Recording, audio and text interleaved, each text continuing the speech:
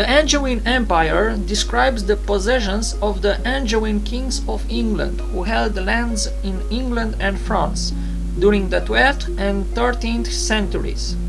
Its rulers were Henry II, Richard the Lionheart, and John. The Angevins were a royal house having its origin in the county of Anjou in the west of France. In the 10 years from 1144, two successive counts of Anjou in France, Geoffrey and his son, the future Henry II, won control of a vast assemblage of lands in Western Europe that would last for 80 years and would retrospectively be referred to as the Angevin Empire. As a political entity, this was structurally different from the preceding Norman and the subsequent Plantagenet realms. Geoffrey became Duke of Normandy in 1144 and died in 1151. In 1152, his heir, Henry, added Aquitaine by virtue of his marriage to Eleanor of Aquitaine. Henry also inherited the claim of his mother, Empress Matilda, the daughter of King Henry I to the English throne, to which he succeeded in 1154 following the death of King Stephen. During the early years of his reign, Henry II restored the royal administration in England, re-established hegemony over Wales, and gained full control over his lands in Anjou, Maine, and Touraine. Henry's desire to reform the relationship with the Church led to conflict with his former friend Thomas Becket, the Archbishop of Canterbury.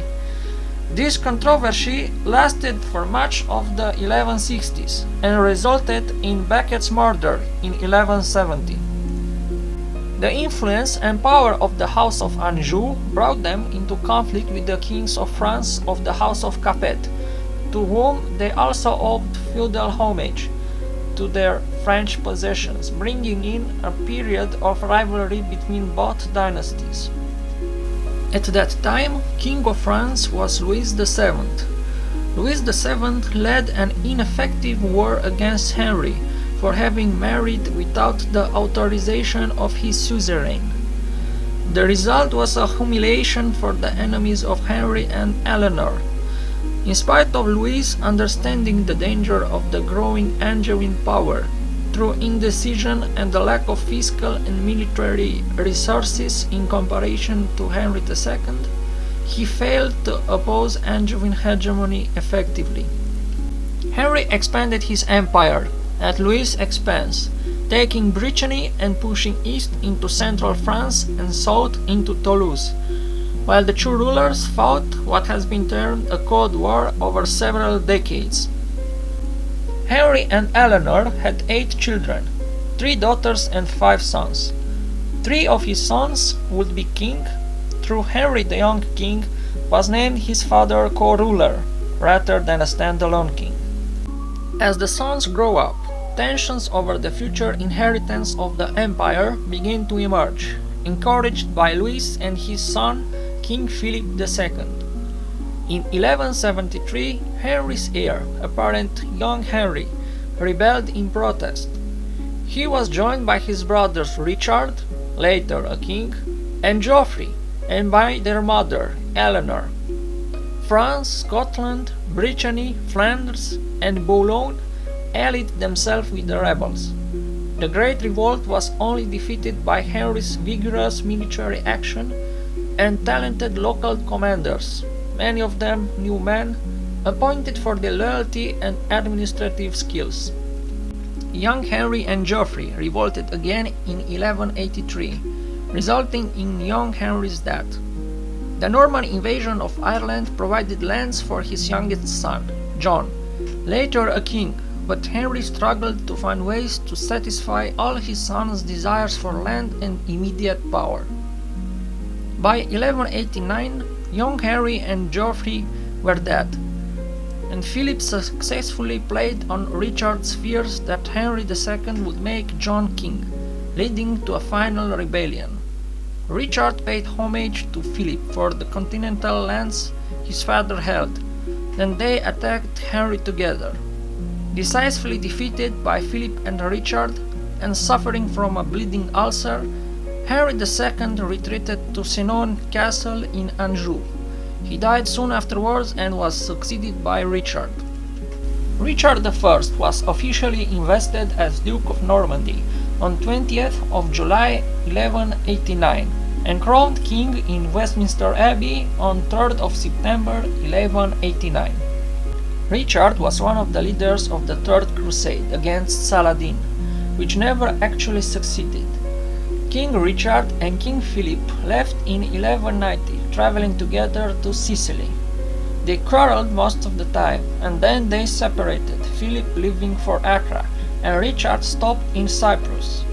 In May 1191, Richard quarreled with the local ruler and conquered the island. He fought in the Battle of Accra and the Battle of Arsuf. In the end, as he was unable to win back Jerusalem from the Muslims, he decided to return home to England in October 1192. King Richard left the Holy Land over a year later than Philip, and possibly could have retrieved his empire intact had he reached France soon after. However, during the Crusade, Leopold V, Duke of Austria, had been insulted by Richard, and so he arrested Richard near Vienna on his journey home. When word reached Philip that Richard had been captured on his way back from the Holy Land, he promptly invaded Normandy, reaching as far as Dieppe, and laid siege to Rouen, the ducal capital of Normandy. In January 1193, Richard's brother John was summoned to Paris, where he did homage to Philip for all of Richard's lands, and promised to marry Alice with Artois as her dowry. In return, the Vexin and the castle of Gisors would be given to Philip. With the help of Philip, John went to invade England and incite a rebellion against Richard's justiciars. John failed and then had worse luck when it was discovered Richard was alive, which was unknown until this point.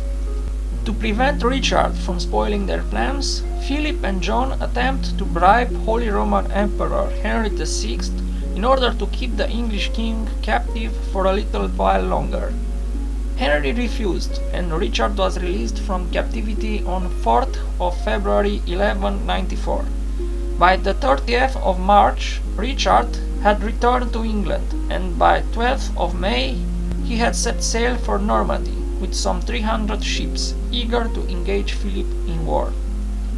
John betrayed Philip by murdering the garrison of Evreux and handing the town down to Richard. The first part of this war was difficult for Richard, who suffered several setbacks. After Philip was abandoned by some of his vassals, things changed and his army suffered a serious defeat at Gisors near Paris. By autumn 1198, Richard had regained almost all that had been lost in 1193. In desperate circumstances, Philip offered a truce so that discussions could begin towards a more permanent peace, with the offer that he would return all of the territories except for Gisors. Richard accepted the truce in January 1199, and in Aquitaine he held more territories than he had before the war. Richard I had to deal with a revolt once again, but this time from Limousin. He was struck by a bolt in April 1199 at Choulouse-Chabrol and died of a subsequent infection. Richard produced no legitimate heirs and was succeeded by his brother, John, as King of England. He came to an agreement with Philip II of France to recognize John's possession of the continental Angevin lands at the peace treaty of Legulé in 1200. When war with France broke out again in 1202, John achieved early victories, but shortages of military resources and his treatment of Norman, Breton, and Anjou nobles resulted in the collapse of his empire in northern France in 1204. He spent much of the next decade attempting to regain these lands, raising huge revenues, reforming his armed forces, and rebuilding continental alliances. His judicial reforms had a lasting effect on the English common law system, as well as providing an additional source of revenue. An argument with Pope Innocent III led to John's excommunication in 1209, a dispute he finally settled in 1213. John's attempt to defeat Philip in 1214 failed due to the French victory over John's allies at the Battle of Bouvines. Philip's victory was crucial to the political order in England and France, and the battle was instrumental in establishing absolute monarchy in France. John lost control of most of his continental possessions, apart from Gascony in southern Aquitaine. This defeat set the scene for further conflicts between England and France, leading up to the Hundred Years' War. When he returned to England, John faced a rebellion by many of his barons, who were unhappy with his fiscal policies and his treatment of many of England's most powerful nobles. Although both John and the barons agreed to the Magna Carta peace treaty in 1215, neither side complied with its conditions. Civil war broke out shortly afterwards, with the barons aided by Louis VIII of France. It soon descended into a stalemate. John died of dysentery contracted whilst on campaign in eastern England during late 1216. Supporters of his son Henry III went on to achieve victory over Louis and the rebel barons the following year. Many historians use John's death and William Marshall's appointment as protector of 9-year-old Henry III to mark the end of the Angevin period and the beginning of the Plantagenet dynasty. Henry III continued his attempts to reclaim Normandy and Anjou until 1259, but John's continental losses and the consequent growth of Capetian power during the 13th century marked a turning point in European history.